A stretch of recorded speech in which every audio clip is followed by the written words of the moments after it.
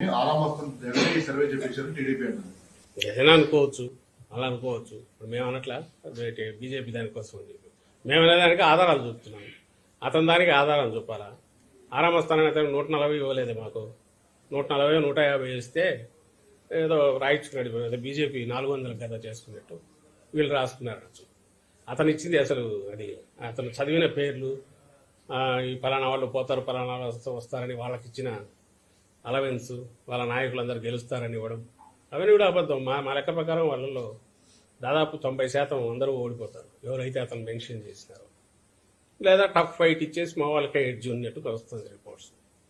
So అది ఇచ్చిన figure కూడా అదేమన్నా చాలా హ్యాపీగా ఫీల్ అయ్యే ఫిగర్ కూడా కాదు.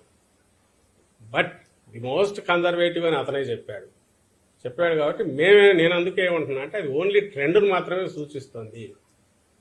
We will come at with figures will be so high that first time positive vote అనేది యాంటీ ఇన్కంబెన్సీ బదులు ప్రో ఇన్కంబెన్సీ అనేది బాగా బలంగా కొట్టొచ్చినట్టు ఈ ఎలక్షన్లో కనపడుతుంది. మంచి మెజారిటీతో గవర్నమెంట్ ఫామ్ చేస్తారు. కేకే సర్వీస్ నుంచి గంటాపదంగా చెప్పేది ఏంటంటే సార్, లాస్ట్ టైం 151 స్థానాలు వైఎస్ఆర్సీపీ గెలుచుకుంటుందని క్లారిటీగా కాన్ఫిడెంట్గా చెప్పినప్పుడు చాలామంది ట్రోల్ చేశారు ఇది ఎట్లా వర్కౌట్ అవుతుందని. కానీ రిజల్ట్స్ వచ్చిన తర్వాత మనల్ని కమెంట్ చేసిన కూడా నివ్వెరిపోయారు. ఈసారి అదే గంటాపదంగా టీడీపీ పోటీ చేసినటువంటి 144 స్థానాల్లో ఖచ్చితంగా 133 స్థానాలు గెలుచుకునేందుకు ఆస్కారం ఉంది. అలాగే వైనాట్ 175 వాళ్ళు అన్నారని, వీళ్ళు వైనాట్ 21 చాలా సీరియస్గా తీసుకున్నారు జనసేన వాళ్ళు. సో ఆ రిజల్ట్స్ మీకు కనపడుతున్నాయి. పోటీ చేసినటువంటి 21 స్థానాల్లో ఖచ్చితంగా 21 స్థానాలకు 21 స్థానాలు జనసేన గెలుచుకునేందుకు 100% ఆస్కారం ఉంది. అలాగే బీజేపీ పోటీ చేసినటువంటి 10 స్థానాల్లో ఖచ్చితంగా 7 స్థానాలు బీజేపీ గెలుచుకునేందుకు ఆస్కారం ఉంది. అలాగే ఓవరాల్గా 175కి 175 పోటీ చేసినటువంటి వైఎస్ఆర్సీపీ కేవలం 14 నియోజకవర్గాలను క్రిస్టల్ క్లియర్గా ఇక్కడ గెలిచేదానికి ఆస్కారం ఉందని కనబడుతుంది. దాంట్లో 6 స్థానాలు మటుకు మాకు క్లియర్ కనబడుతుంది. ఇంకో 8 స్థానాలు టఫ్ ఫైట్లు కొంచెం టువార్డ్స్ వైఎస్ఆర్సీపీ వెళ్తుంది. కాబట్టి కన్సాలిడేట్గా 14 నియోజకవర్గాలు మాత్రమే, అంటే 20 దాటేదానికి ఆస్కారం లేకుండా కనబడుతుంది. రేపు పొద్దున మేము 1-2 రాంగ్ అవ్వచ్చు, ఇంకోటి యాడ్ అవ్వచ్చు, ఇంకోటి లూజ్ అవ్వచ్చు, అది కాదు విషయం.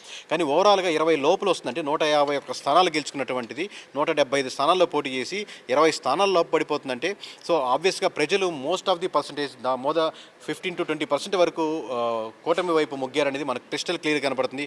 ఇన్ని రోజులు ఫాలో అవుతున్న వాళ్ళకి, కేకే సర్వీస్ నమ్ముతూ కంటిన్యూ చేస్తున్న వాళ్ళకి thank you very much sir. బీజేపీకి అవుట్ ఆఫ్ 10 7 వస్తాయండి. సార్ ఎక్కువ అంటే వృద్ధుల ఓట్స్ అన్ని కూడా జగన్కే పడతాయి అంటున్నారు. అంటే ఎవరు ఓట్స్ ఎక్కువ ఎట్ సైడ్ వెళ్ళే అవకాశం ఉండదండి. ఆ నియోజకవర్గ పరిస్థితులను బట్టి వృద్ధులంతా ఒక మొత్తం విజయవాడలో అలా ఉండదండి. విజయవాడలో మీటింగ్ పెట్టారు మొన్న ఒక లాస్ట్ వీక్ వృద్ధులంతా కలిపి. ఇప్పుడు మన వృద్ధులంతా ఒక పార్టీకి వేద్దాం అలా ఉండదు. మీటింగ్ పెడితే ఎవరు రారనుకోండి వృద్ధులు. సో ఒక పార్టీకి వేయడం కానీ, కన్సాలిడేట్గా మహిళలంతా ఒక పార్టీకి వేయడం కానీ, లేకపోతే ఒక సెక్షన్ ఆఫ్ పీపుల్ ఎవరైనా కానీ ఒకరికి వేయడం కానీ అలా ఉండదు. ఓవరాల్గా అక్కడ నియోజకవర్గం ఉన్న సమస్యల మీద వాళ్ళు ఫీల్ అవుతున్న దాని మీద మొత్తం ఎలా ఉంటుందని చెప్పి దాని మీద ఓట్ బ్యాంకింగ్ ఉంటుంది. కానీ వృద్ధులు ఎక్కువ వేశారు, సాయంత్రం దాకా ఓట్ బ్యాంకింగ్ మాడేయబడింది. లాస్ట్ టైం చెప్పారు ఇదే మాటలు పోయినసారి చెప్పారు, ఈసారి చెప్తున్నాను. అట్లా ఉండదని నేను మొత్తుకుంటున్నాను. ఓట్ బ్యాంకింగ్ అలా ఉండదు, మీ నాయకులు అలా ప్రభావం చెందొద్దని.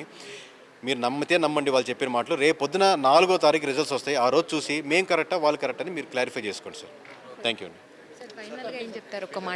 ఫైనల్గా ఖచ్చితంగా కూటమి గవర్నమెంట్ ఫామ్ చేస్తుందని చెప్తున్నామండి. ఇప్పుడు అంటే ఇంతకుముందు ఎలక్షన్తో పోల్చుకుంటే ఈ 2024 ఎలక్షన్స్ ఎలా ఉండబోతుంది అంటారు? ఈసారి టఫ్ నడిచింది అనుకోవచ్చు. 2 సార్లు ప్యాటర్న్ ఒకటే మేడం. మేము మీరు ఎగ్జామ్ రాస్తున్నారు అనుకోండి, కరెక్ట్ చేసే విధానంలో తేడా ఉండదు, రిజల్ట్స్లో తేడా ఉంటాయి. మాకు 90 మార్కులు వచ్చినా 80 మార్కులు వేసినా మేము కరెక్ట్ చేసే ప్రాసెస్లో ఒకటి. రిజల్ట్స్ ఒకవైపు నెంబర్లు ఉండకపోవచ్చు. మేము లాస్ట్ టైం సర్వే చేసే ప్రాసెస్ ఈసారి సేమ్ ప్రాసెస్లో తేడా లేదు. ఇంకా పోయినసారి కంటే ఈసారి బ్రాండింగ్ ఎక్కువ ఉంది కాబట్టి ఇంకా లేయర్స్ ఎక్స్ట్రా కూడా యాడ్ చేసాం. సో అంతే తేడా. Thank you so much.